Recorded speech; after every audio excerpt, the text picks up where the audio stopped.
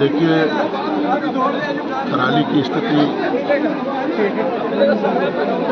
और जो आपदा से प्रभावित क्षेत्र है बहुत ही भयावह है। और आज तक जो इमदाद, जो मदद सरकार की ओर से मिलनी चाहिए थी, सरकार उस मदद को देने में नाकाम रही है। सुविधाएं शून्य है और कई गांव से संपर्क टूट चुका है। 15 गांव और 15 किलोमीटर दूर कोई आवाजाही की कोई समुचित व्यवस्था नहीं है। सरकार की जिम्मेदारी है कि सरकार ने प्रभावी तरीके से यहाँ पर कैंप यहाँ के जिलाधिकारी है, विभागीय मंत्री है, सरकार को यहाँ पर कैंप लगाना चाहिए था, शिविर लगाना चाहिए था।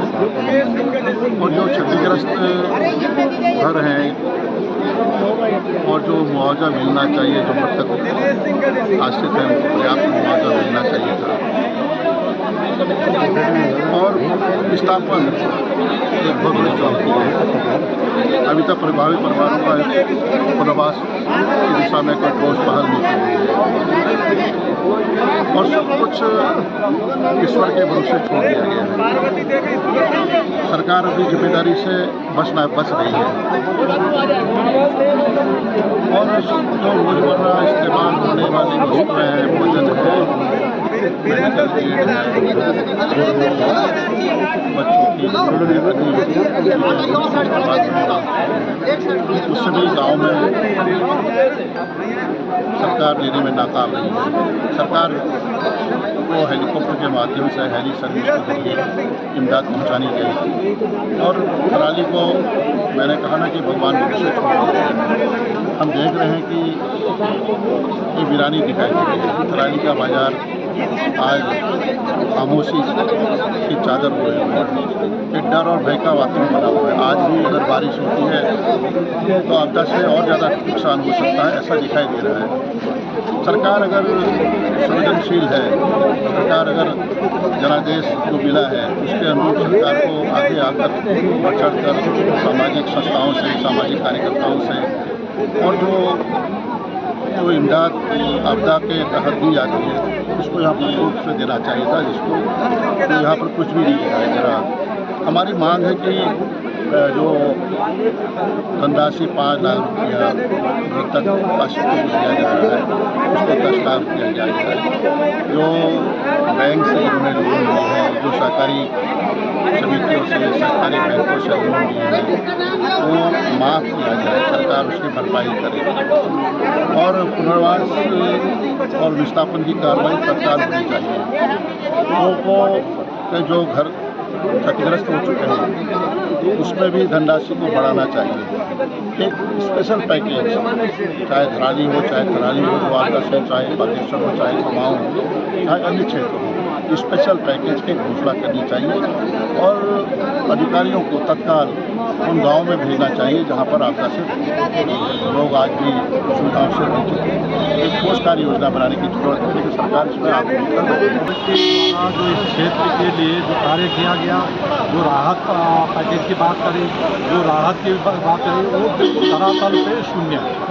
सरकार की ओर से कोई जिस तरह से यहाँ के क्षेत्र की जनता प्रभावित है, जिस तरह से लोग प्रभावित हैं, मेरे तमाम लोग मेरे पास आ रहे हैं, लोग अपनी व्यथा कह रहे हैं, लेकिन सरकार ने जिस तरह का व्यवहार इस क्षेत्र के साथ किया, इस क्षेत्र के जो आपदा प्रभावित है, आज अभी तक 22 दिन हो गए, स्कूल क्षेत्र की सड़क नहीं खुली, पाथा कुराड़ और सगवाड़ा की सड़क नहीं खुली, वाण बंद है, उधर गोरागा से आगे सड़क बंद है आपका। तो ये सरकार की जिस तरह से निष्क्रियता है आपदा प्रभावित के प्रति, सरकार केवल चुनावों तक सीमित रहती है और चुनावों के बाद वहाँ की जनता को भूल जाती है।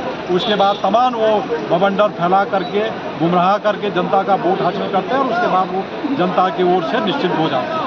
तो आज जिस तरह से आपदा का जो क्षेत्र से आपदा प्रभावित है, जब 13 में आपदा आई थी हमने 7-7 लाख लोगों को प्रभावित किया था, तमाम लोगों को यहाँ पर राहत पैकेज दिया था, थराली के अंदर दोनों साइडों को हमने 12 करोड़ की सिंचाई दी है। यहाँ पर बचाव के लिए कार्य कर रहे हैं, लेकिन वो कार्य आगे नहीं बढ़े। वो आज 10 के 10 है। आज थराली का ट्रीटमेंट तब से शुरू हो जाना चाहिए था, लेकिन सरकार को आज 8-9 साल हो गए, तो एक टर्म 2 टर्म पूरे होने वाले, लेकिन भाजपा ने इस क्षेत्र के बोर्ड के अलावा और कोई काम नहीं किया। लेकिन आज कांग्रेस की ओर से मैं धन्यवाद करूँगा हमारे नेता प्रतिपक्ष यशपाल आर्य जी का, गणेश गोदियाल जी का, तमाम हमारे जो आए यहाँ पर जनप्रतिनिधि, और विशेष तौर से मैं धन्यवाद करूंगा कि हमारे प्रमुख जी जो लगातार आपदा के बाद से, और हमारी नगर पंचायत अध्यक्ष जो थराली की नवनिर्वाचित नगर पंचायत अध्यक्ष है, वो लगातार इस क्षेत्र के आपदा प्रभावित के घर घर जा रहे हैं। हमारे प्रमुख जी के पाँव सूज गए हैं, तमाम गाँव में जाते हुए लोगों के राहत लोगों के साथ खड़े हैं वो आज। तो उन लोगों की आज जिस तरह से, उसी तरह से सरकार के नहीं देख हुआ। जिस तरह से हमारे लोग, हमारे जो कांग्रेस पार्टी के लोग हैं, जिस तरह से जनता के साथ खड़ी है, जिस तरह से वो लोग लोगों तक पहुंच रहे हैं, लोगों की दुखों को शेयर कर रहे हैं, लेकिन भाजपा के लोग जो आ भी रहे हैं, उनका जो राहत आ रहा है वो केवल भाजपा तक से है। अभी हमारे जो है नंदन बिष्ट का यहाँ पर जो है हमारे सगवाड़ा के अंदर जिनके घर में उतनी त्रासदी हुई है, जगत बिष्ट है, जिनके घर उनको सरकार रोकने का काम करती है, प्रधानमंत्री तक मिलने का। भाई प्रधानमंत्री तो मेरा भी प्रधानमंत्री है, सभी का प्रधानमंत्री। जब सरकार बन जाती है वो सरकार सबकी होती है, वो सरकार को समदृष्टि से सबको देखना चाहिए। लेकिन इस सरकार को पहली बार मैंने ऐसी सरकार देखी जो लोगों में विभेद करती है, जो दूसरे पार्टी के कार्यकर्ताओं में विभेद करती है। तो ये देश और कहाँ का प्रजातंत्र? ये तो मुझे लग रहा है इस देश में इस समय अघोषित आपातकाल चल रहा है इस देश के अंतर्गत, क्योंकि जिस तरह से सरकार काम कर रही है, जिस तरह से पिन पॉइंट का चिन्हित कर रही है कि केवल भाजपा के कार्यकर्ताओं को ही राहत मिले, केवल चाहे वो प्रभावित हो ना हो, लेकिन उनको पैसा मिले। जिस तरह से माननीय विधानसभा अध्यक्ष जी ने यहाँ पर चेक वितरित किए, उसका आप लोगों सबको विदित, एक ही परिवार में 4-4 5 बन गए, वो धन का दुरुपयोग है। वो लोगों के राहत का नहीं दिया आपने अपने कार्यकर्ताओं को दिया।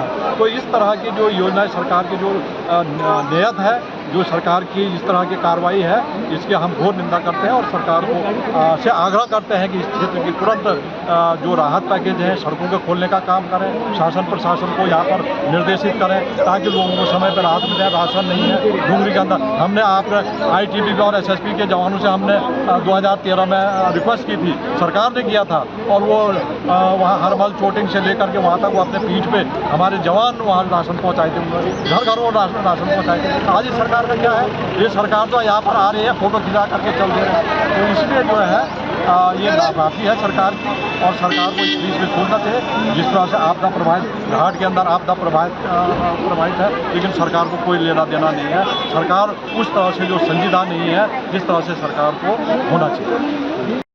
अगर आप ये वीडियो YouTube पर देख रहे हैं तो हमारे चैनल को सब्सक्राइब कर बेल आइकन दबाएं, और Facebook पर देख रहे हैं तो हमारे पेज को लाइक करें।